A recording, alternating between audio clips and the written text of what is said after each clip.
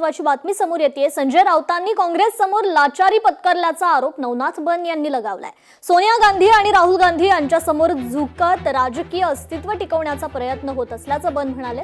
तर महिला आरक्षण विधेयकाच्या वेळी काँग्रेसने साथ दिली नाही तरीही त्यांची लाचारी केली जाते, हे दुर्दैवी असल्याची टीका बन यांच्याकडून करण्यात आली आहे।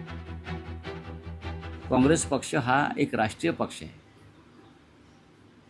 मला काल काँग्रेसच्या नेत्याने विचारलं आम्हाला काय मिळणार। आम्हाला काहीच मिळत नाही।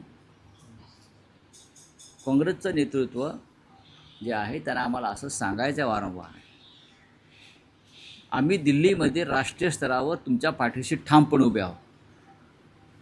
परवाच्या डिलिमिटेशनच्या बिलाला जो काँग्रेसचा विजय झाला, काँग्रेसच्या नेतृत्वाखाली, आणि मोदींचा पराभव झाला, त्याच्यामध्ये आमचे 9 खासदार तुमच्याबरोबर खांद्याला खांदा लावून लढत होते। काँग्रेसची चाटुगिरी करण्याचं काम, काँग्रेसची गुलामी करण्याचं काम तुमच्याकडनं केलं जातं आहे। काँग्रेसच्या पाठीशी नसता काँग्रेस मागे फरफटत तुम्हाला ओढलं देत आहे। काँग्रेस तुम्हाला काडीचीही किंमत देत नाही।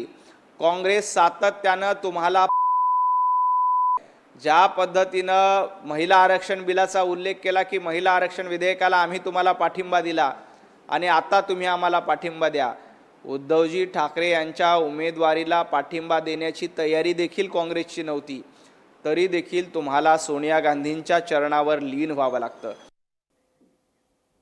तर भाजपच्या उमेदवारांकडून विधान परिषदेसाठी अर्ज दाखल करण्यात आलेला आहे। मुख्यमंत्री देवेंद्र फडणवीस यांच्या उपस्थितीत हा अर्ज दाखल करण्यात आलाय।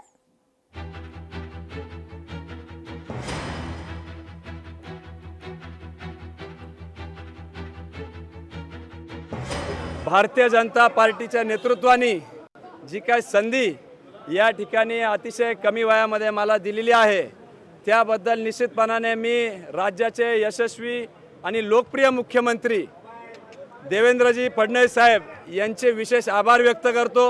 युवक म्हणून जी काय संधी दिलेली आहे, सहकार असेल, ग्रामीण भागातील प्रश्न असतील, विशेषतः सिंचनाचे प्रश्न असतील, कृषी, पर्यावरण या सगळ्या गोष्टींवर सभागृहात आणि सभागृहाच्या बाहेर मांडण्याचा त्या ठिकाणी माझा मानस आहे आणि त्याच पद्धतीने पुढील कार्य करणार आहोत, हीच या निमित्ताने आपल्याला ग्वाही देतो। भारतीय जनता पक्षाचे आमचे प्रदेशाचे अध्यक्ष माननीय रविदादा चव्हाण आणि या राज्याचे यशस्वी मुख्यमंत्री माननीय देवेंद्रजी फडणवीस, त्याचबरोबर आमचे सगळे शीर्षस्थ नेते राज्यातले आणि देशातले, या सगळ्यांचे मनपूर्वक आभार मानते की त्यांनी आमच्यासारख्या एका कार्यकर्त्याला, माझ्याबरोबर असलेल्या माझ्या सगळ्याच सहकाऱ्यांना आज विधान परिषदेमध्ये प्रतिनिधित्व दिलेलं आहे।